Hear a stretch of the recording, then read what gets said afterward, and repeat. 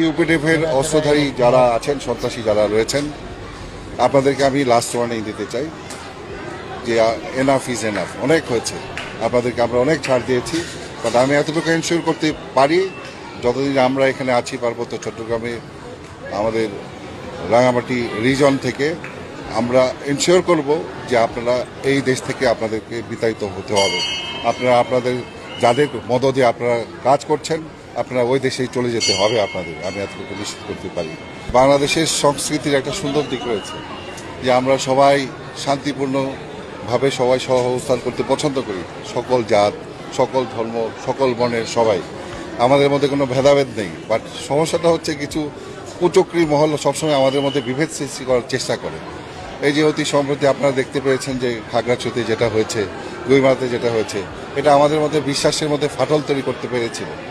But আমি অত্যন্ত আনন্দিত যে আমাদের রাঙামাটিবাসী আমাদের মধ্যে কোনো ভেদাভেদ সৃষ্টি করতে পারেনি, যার ফলে আমাদের এই শান্তিপূর্ণভাবে আজকে এই দিনটি আমরা উদযাপন করতে পারছি। হিরন আরও মিনারেল ওয়াটার মাত্র 50 পয়সায় প্রতি লিটার। এবং আমি আশা করছি যে ভবিষ্যতে আমরা এটা অব্যাহত রাখতে পারবো এবং শান্তি সম্প্রীতি যদি এনশিওর করতে পারি তাহলে আরও ভালো ভালো কাজ করতে পারবো। কারণ কাজের তো শেষ নাই। এই যে পাহাড়টা আমাদের দেশ, আমাদের ভবিষ্যৎ প্রজন্মের জন্য এই দেশটাকে রেডি করতে হবে।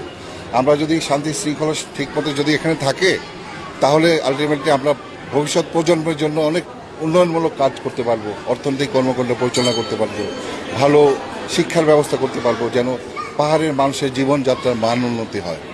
বাট সমস্যা হচ্ছে আমাদের এক থাকা লাগবে। কুচক্রী মহলরা সবসময় চেষ্টা করবে যে আমাদের মধ্যে বিভেদ সৃষ্টি করার জন্য এবং আমাদের এই শান্তি শৃঙ্খলাটা নষ্ট করার জন্য। তো আমি আশা করছি যে ভবিষ্যতে আমরা এভাবে আমরা আমাদের ভবিষ্যৎ প্রজন্মের জন্য দেশটাকে আমরা তৈরি করে দিয়ে যেতে পারবো।